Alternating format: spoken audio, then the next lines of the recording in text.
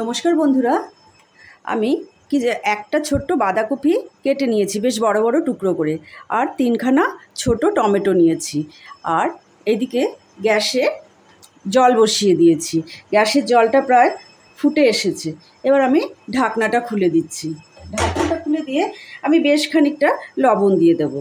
এতে এই ছোট চামচের 1 চামচের মতো লবণ দিয়ে দিলাম, আরও একটু দিয়ে দিলাম।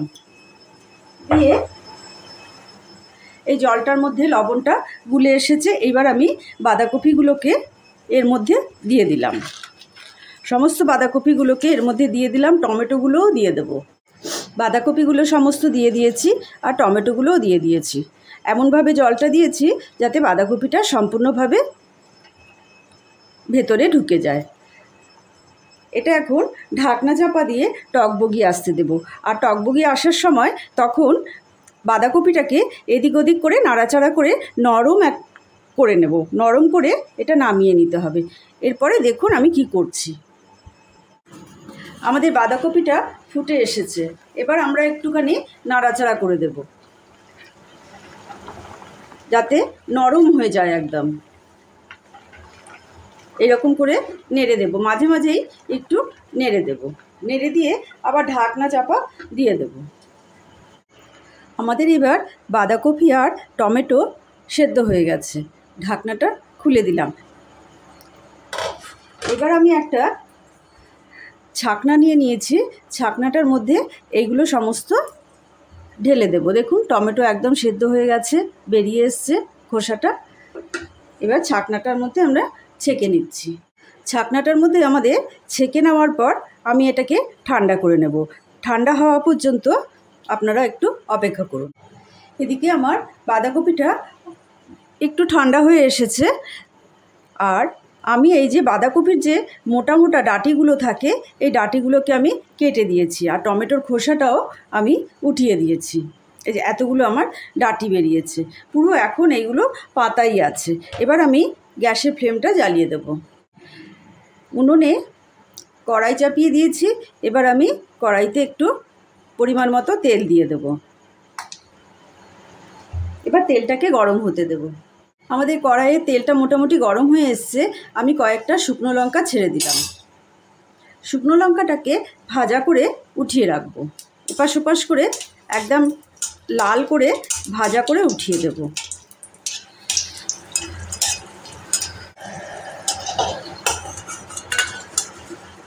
লঙ্কাগুলোকে এখন আমি উঠিয়ে ফেললাম। লঙ্কা ভাজাগুলোকে আমি উঠিয়ে ফেললাম। এবার আমি এতে কালো জিরা ফোড়ন দিয়ে দিলাম। তারপরে দিয়ে দিলাম রসুন।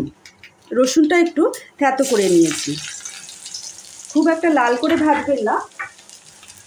তারপরে আদা কুচি,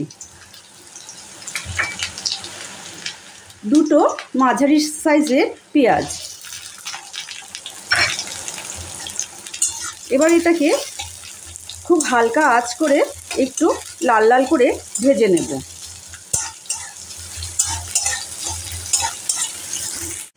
এদিকে আমাদের লো ফ্লেম করে পেঁয়াজটা ভাজা ভাজা করছি। আর এদিকে আমি একটা ম্যাশারের সাহায্যে এইটাকে বাঁধাকপি আর টমেটোটাকে আমি স্ম্যাশড করে নিলাম একদম সুন্দর করে।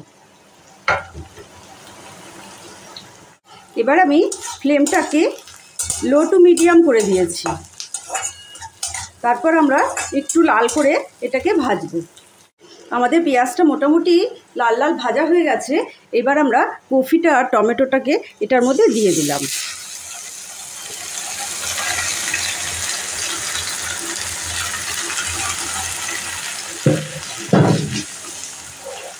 এটাকে খুব ভালো করে মিশিয়ে দেব। এবার পরিমাণ মতো লবণ দিয়ে দেব। এই লবণ দেওয়ার পরেই কিন্তু বাঁধাকপিটা থেকে অনেকটাই জল বেরোবে, সেই বুঝেই আপনারা লবণ দেবেন। আর বাঁধাকপিটা অনেকটা কমেও আসবে। আমি পরিমাণ মতো লবণ দিয়ে দিয়েছি। একটুখানি হলুদ দিয়ে দিলাম রং হওয়ার জন্য। আর একটুখানি চিনি দেব। কেউ চিনি দিলে দিতেও পারেন, নাও দিতে পারেন, কিন্তু যেহেতু বাঁধাকপি মানে এই ভর্তার মতো সেই জন্য অল্প একটু চিনি দিলাম। চিনি দিলে টেস্টটা খুবই ভালো হবে। এবার এটাকে হাই ফ্লেম করে দিলাম। হাই ফ্লেম করে এটাকে এখন নাড়তে থাকবো। বেশ অনেকক্ষণ ধরে নাড়ানাড়ি করব, একদম নাড়তে নাড়তে এটাকে শুকিয়ে ফেলবো।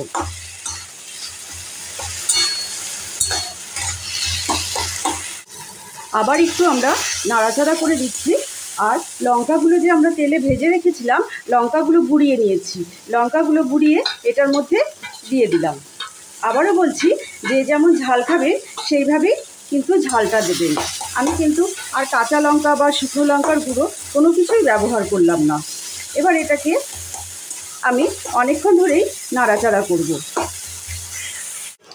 আমাদের বাঁধাকপির ভর্তাটা কিন্তু সম্পূর্ণভাবেই হয়ে গেছে।